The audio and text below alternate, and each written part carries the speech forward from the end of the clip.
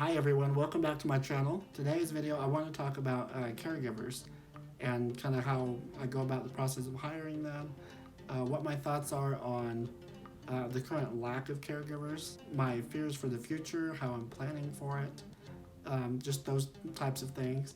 So if you have any experience or any thoughts or suggestions, please feel free to comment below.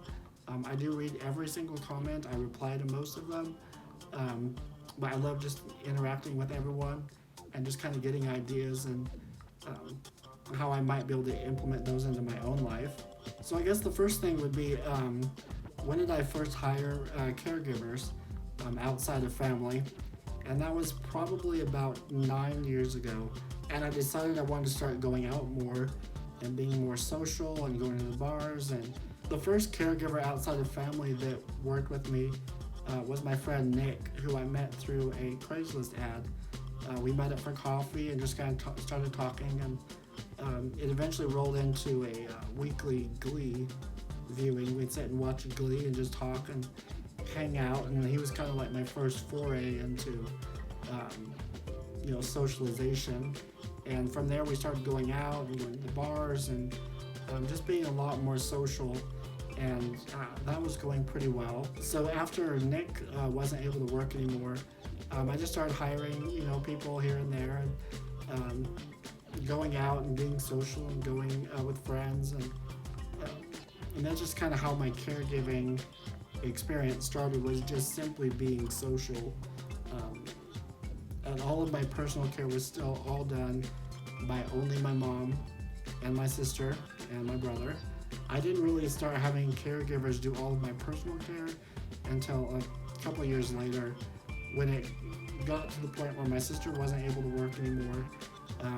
At that time she was pregnant and married and living her own life, so I started to reach out and break out of my comfort zone.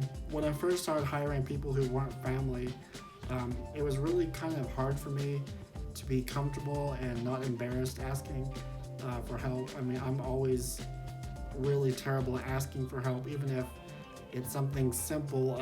I try not to need anything. I guess it's like that burden complex. I don't want to bother people, but even though they are there to help me, I still feel guilty. So the program that pays for all of my caregiving needs, it's actually a program through the state called Self-Direction, and I believe it's available in pretty much every state, but each state runs it a little bit differently, and I haven't quite found a state that runs it just like Idaho does. That gives me a lot of autonomy in how I hire people, and just kind of how I'm able to control my life through the program. So what it is I'm able to hire privately. Like, I just list an ad and I just meet people and interview them and hire them just as you would any normal employee. Medicaid does a yearly budget. They look at my needs, how things are done, my natural supports, which means people that will work for free, my current living situation, and they base a yearly budget around that. So once the budget is figured out, I work with my support broker, and we come up with a plan of action as to how many hours I need, how I want the pay rates broken down between the different hours, whether it be the heavy personal care stuff in the morning and the evening, or sleeping hours at night, or just like the daytime, kind of hanging out. Relationship support is what they call it.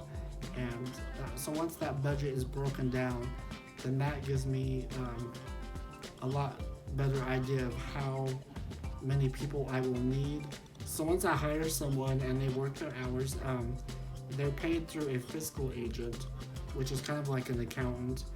We submit hours every other week, and then they're paid every other Friday according to the pay schedule, and it goes directly to the bank account. It's nothing to do with me. Like, I never see that money. So the way the program works, it's actually really nice, and like I say, it gives me a lot of freedom in who I want to work for me and when. I'm not just sitting here being told who's going to come in and what's going to happen. It lets me live a little bit more of an independent life. I don't think I've ever hired any caregiver who was formally trained or had that much previous experience. I think I've only hired maybe 2 people who had any experience in the caregiving kind of world. And I didn't really see any difference between them and people with no experience, because every single person is different as to what their needs are, what their routine is, what their preferences are. So I basically train every person that works for me. It is a little bit of a learning curve, a lot of uncomfortable moments, a lot of embarrassment. Mostly on my part, I'm the one that's uncomfortable and embarrassed more than people coming into work for me. But I guess it's just something that I have to get used to. I've been in the wheelchair for 20 years now, and it's still a struggle hiring new people and trying to get used to the personal side of everything. So some people they ask why don't I just work through a care agency? And there's actually quite a few different reasons. One of them is they are super expensive. They're usually 2 to 3 times more expensive than what my budget allows. Besides being expensive, I also don't like the idea of being told who's going to work with me, what my hours will be, what's going to happen. I just don't feel comfortable with that. So I try my hardest to avoid working with agencies, even though that will absolutely be probably one of my last options later on. Hiring caregivers is something that I'm still struggling with on a day-to-day basis. I'm always looking for caregivers, just people to work part-time or full-time or just respite care. But in the area I live in right now, it's been a struggle. I haven't found anybody who is willing to work the hours that I need, or do the things that I need done. So that's a reason why I'm looking to move to a bigger city.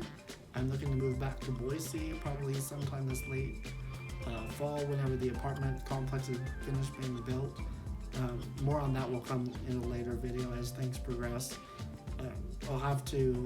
There's a lot of stuff I have to get done here with this house, either sell it or rent it, or just figure out what I'm going to do before I make the next step.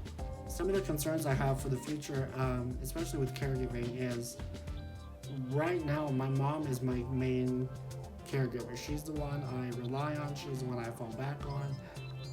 She's the one I depend on when training new people to be here to fill in, or if someone doesn't show up, I know I can count on her. And that's not going to be the case forever. So I'm just preparing myself and trying to figure out what my options are and how I'm going to deal with it, and hopefully I can find good people who will be reliable, especially when someone doesn't show up for a shift, or someone's sick. Maybe they will be able to cover the shifts that are needed. I've had quite a few really good people work for me, who at the drop of a hat would come help me, or if the person after them didn't show up, they would cancel their plans and just stay, which I always felt really bad about, but they said it was no problem. But unfortunately those people are few and far between, and I'm always on the lookout for really good people who are fun to hang out with, comfortable with the job. They can take instructions and criticisms and deal with my craziness, and sometimes I get too inside my head and I don't talk to people, and I just get angry, and I know that's not healthy for me or the relationship. So I'm working on that every day, and hopefully as I get more and more experience with caregivers and actually accepting help, that will not be such an issue anymore.